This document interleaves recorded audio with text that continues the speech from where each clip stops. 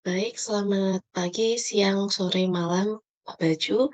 Perkenalkan, saya Monica Kunti Yusaluyo dengan NPM 210611556. Di sini saya akan mempresentasikan hasil dari pengamatan saya mengenai pengendalian kualitas di deposit air minum 2 Sekawan Jaya. Sebelumnya, mengenai landasan teori, kualitas sendiri itu memiliki dua karakteristik, yaitu berfokus pada variabel atau yang terukur dan juga atribut yang tidak terukur. Nah, adanya konsep triologi kualitas, yang dicetuskan oleh Joseph M. Julian ini, digunakan untuk perencanaan kualitas, kontrol kualitas, dan juga peningkatan kualitas.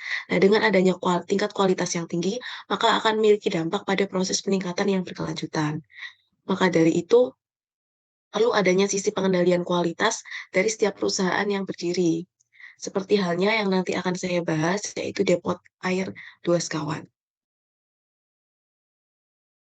Baik, untuk outline dari presentasi kali ini yaitu deskripsi mengenai latar belakang perusahaan, rumusan masalah, standar baku mutu, proses bisnis perusahaan, 5M, 2E, dan 1I, evaluasi proses bisnis saat ini, biaya baik investasi maupun operasional, biaya akhir per produk, kualitas perusahaan, fishbone dan Pareto diagram, grafik kendali, analisis akar masalah, analisis perbaikan, dan juga kritik atau saran. Sebelumnya izinkan saya memperkenalkan di sini ada Depot Air Minum Dua Sekawan Jaya. Jenis usahanya adalah Fast Moving Customer Goods atau FMCG yang beralamat di Jalan Serma Muklas, RT 3 RW 8 Banjarnegara, dan produk yang dihasilkan yaitu air galon dalam kemasan. Kemudian terdapat 4 rumusan masalah, yaitu bagaimana keterkaitan antara pengendalian kualitas dengan peningkatan kualitas dalam suatu perusahaan, bagaimana cara menganalisis masalah perusahaan menggunakan fishbone diagram, bagaimana cara mengelompokkan data berdasarkan kecatatan yang ada, dan juga yang terakhir bagaimana cara menggolongkan suatu data variabel dan atribut. Karena produknya yaitu air minum dalam kemasan, maka di sini juga ada standar baku mutu yang diambil dari Permenkes Nomor 2 Tahun 2023, yaitu ada pH air dengan kisaran 6,5 hingga 8,5. Kemudian untuk bau dan rasa itu tidak ada bau dan rasa dan tidak terasa pahit, dan juga terdapat standar-standar lainnya yang bisa dilihat pada slide berikut. Kemudian untuk proses bisnis dari perusahaan sendiri, itu yang pertama adalah penerimaan, air galon, kemudian penerimaan order, baru kemudian, membuat pesanan dari galon tersebut dan juga nantinya akan mengantarkannya kepada customer dan juga akan berakhir pada saat customer melunasi pembayaran. Kemudian di sini ada 5M, 2E, dan 1I. Untuk manusia, sepenuhnya ini dikelola oleh pemilik dan juga keluarga. Dari segi mesin, mesin filter yang ada sudah memenuhi standar, tapi tetap diperlukan pengecekan berkala. Kemudian untuk metodenya sendiri itu masih kurang terstruktur atau bisa dilihat dari proses bisnis yang ada tadi itu masuk ke dalam tergolong make to order. Kemudian untuk material ini perlu memastikan galon yang disuplai standar penjualan untuk diisikan air minum. Kemudian untuk keuangan itu membutuhkan seorang pekerja khusus yang dapat menghitung finance perusahaan sehingga dapat dikembangkan, sehingga tidak terjadi kerugian. Kemudian dari segi energi, itu kebutuhan energi sudah berjalan dengan aman dan lancar, sebagian besar menggunakan energi listrik. Kemudian untuk environment, tantangan khusus untuk usaha ini yaitu bahan baku airnya yang dapat berubah-ubah seiring berjalannya waktu. Kemudian dari segi informasi sendiri, sistem informasi pada perusahaan itu masih perlu ditingkatkan, seperti halnya informasi mengenai pesanan, penjualan, ataupun rekapitulasi informasi sebelumnya. Selanjutnya di sini ada evaluasi proses bisnis saat ini, yaitu untuk meminimalisir waktu proses order, perusahaan itu perlu membuat stok galon yang sudah diisi. Seperti hal yang sudah dijelaskan tadi, bahwasanya perusahaan tidak memiliki stok khusus karena sistemnya adalah make to order. Kemudian untuk menjaga kualitas produk, maka di setiap harinya perlu dilakukan pengecekan terhadap stok produk bila mana nanti akan ada stok produk. Kemudian dilakukan pengecekan ulang sebelum dilakukan pengiriman kepada customer supaya tidak terjadi kesalahan ataupun kecacatan pada saat sudah diterima customer. Selanjutnya di sini ada mengenai biaya, yaitu ada biaya investasi dan juga operasional. Untuk total biaya investasi sendiri adalah 12.784.000. Itu berasal dari alat filter air, pembersih galon, memasang tutup galon, lampu bohlam, keranjang, dan juga lampu neon. Kemudian untuk total biaya operasional sendiri itu ada di angka 400.000, 14.000 rupiah.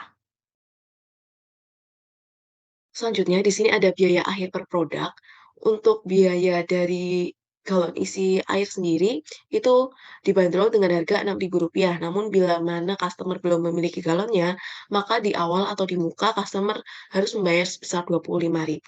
Dan selanjutnya bisa membayar Rp6.000 untuk isi ulang galon.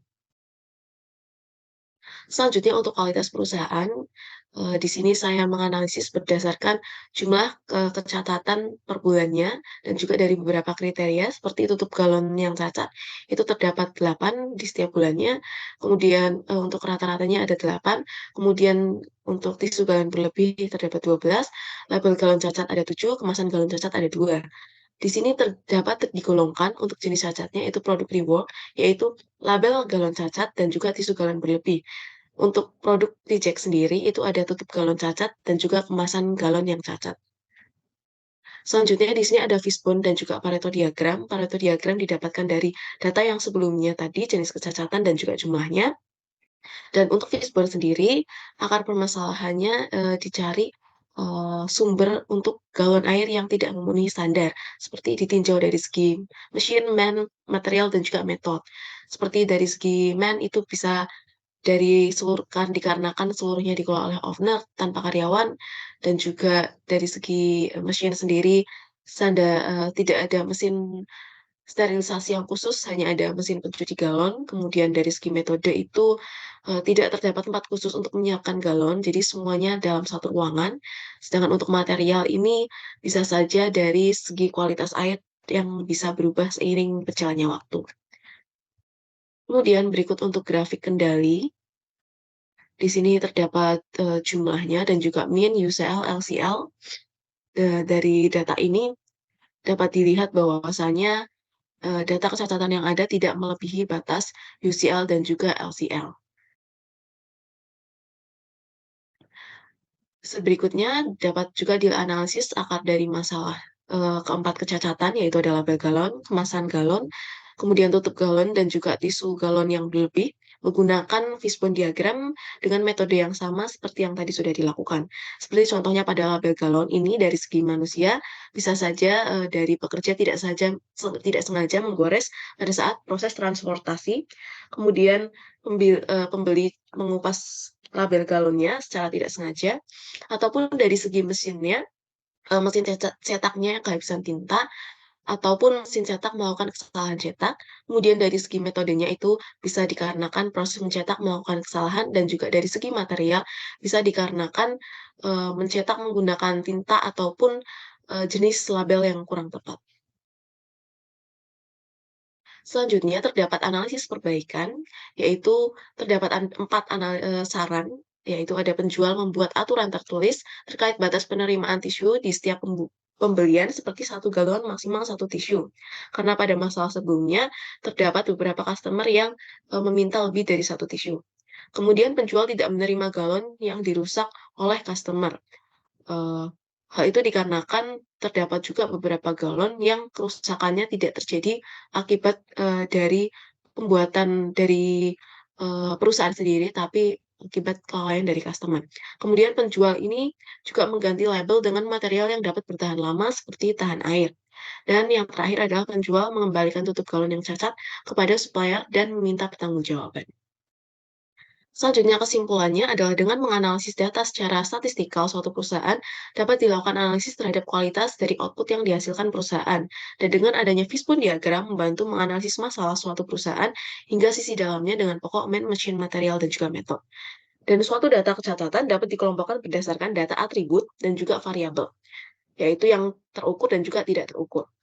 Data yang tergolong atribut, seperti halnya kecatatan yang tidak bersatuan, hanya menggunakan skala atau presentase dari kecatatannya, sedangkan variabel memiliki satuan hitung. Selanjutnya, prinsip pengendalian kualitas itu perlu diterapkan oleh perusahaan. Sekian presentasi dari saya, mohon maaf bila terdapat kesalahan. Terima kasih.